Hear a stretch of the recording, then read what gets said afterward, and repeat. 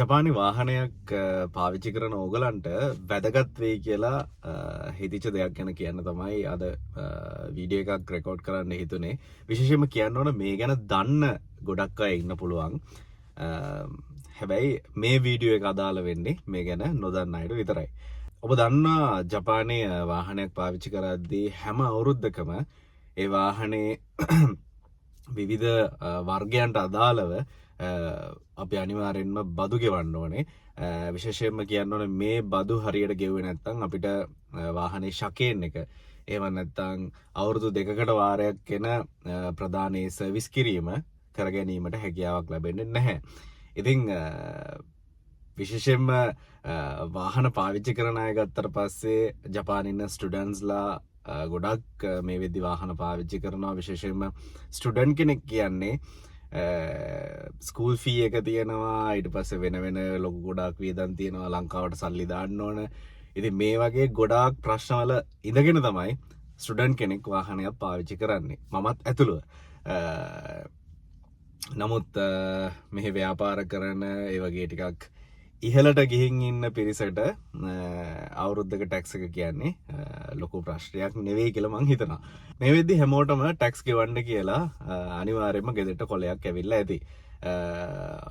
විශේෂයෙන්ම තමන් පාවිච්චි කරන වාහනේ අනුව ජපානයේ තියෙනවා කේ කුරුම සහ ශිරොයි නම්බර් ප්ලේට් එක, මේ වගේ වර්ග දෙක තුනක්ම තිබෙනවා. ඉතින් ඒ අනුව ඔබට අදාළ ටැක්ස් එක ඇවිල්ලා ඇති.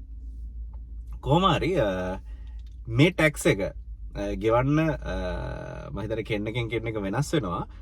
බොහෝ විට ජුනි මාසේ මුලදී ගෙවලා අවසන් කරන්න කියලා තමයි මේකේ සඳහන් වෙන්නේ. හැබැයි ඔයගොල්ලෝ දන්නේ නැති වෙන්න පුළුවන් මෙන්න මේ කියන කාරණේ සම්බන්ධයෙන්.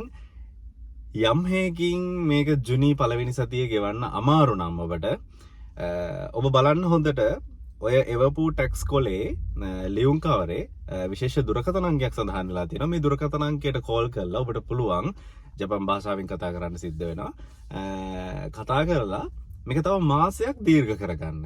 ඒ කියන්නේ උදාහරණයකට දැන් ජුනි මාසේ පළවෙනි සතියේ නම් මේ එක ගෙවන්න කියලා තිබුණේ. ඔබට අවස්ථාව තිබෙනවා මේක ජුනි මාසේ ගෙත්සුමත්සු එහෙම නැත්නම් මාසේ අන්තිමට 30 වෙනිදාට වගේ හදාගන්න. එතෙන්දී ඔවුන් අහනවා ඇයි මෙහෙම කරන්නේ, ඇයි මේක දීර්ඝ කරන්නේ කියලා. එතකොට ඔබට හැකියාව තියෙන්න ඕන සාධාරණ හේතුවක් මේකට ඉදිරිපත් කරන්න. මම හිතන්නේ ඒ ගැන ඔබ හොඳින්ම දන්නවා සාධාරණ හේතු ඕන තරම් තිබෙනවා ඔබට කියන්න. ඒ වගේම සඳහන් කරන්න ඕන විශේෂ කාරණයක් තිබෙනවා තව. මේ ආකාරයෙන් දීර්ඝ කරගත්තට පස්සේ ඒ කියන්නේ ජුනි මාසේ පළවෙනි සතියේ ගෙවන්න තිබිච්ච ටැක්ස් එක ජුනි මාසේ අන්තිම සතියට, ඒ කියන්නේ 30 වෙනිදාට දාගත්තට පස්සේ ඔබට හැකියාව තිබෙනවා නේ. ජපානයේ ගොඩක් වෙලාවට මාසේ අන්තිමට 25 වෙනිදා සැලරි හම්බෙන සෙට් එකක් ඉන්නවා. ඉතින් ඒ සැලරි එකෙන් ඒක ගෙවන්න පුළුවන්. විශේෂත්වය තමයි එහෙම මාසයක් කල් දාගත්තා කියලා මේකට ඇඩිෂනල් ගාස්තුවක්, අමතර ගාස්තුවක් ඇඩ් වෙන්නේ නැහැ.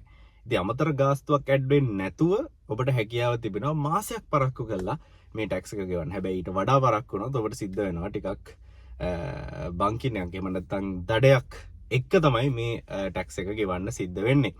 ඒ හින්දා ටැක්ස් එක ඇවිල්ලා තියෙනවා නම් දැනට ඔබට ගෙවන්න පුළුවන් නම් කිසි ප්‍රශ්නයක් නැහැ.